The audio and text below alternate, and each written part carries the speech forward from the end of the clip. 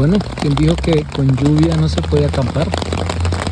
Estoy aprendiendo a instalar el Tarp y instalando la hamaca bajo la lluvia. Bueno, los arbolitos ayudan. Sí se puede. La importancia de un Tarp impermeable.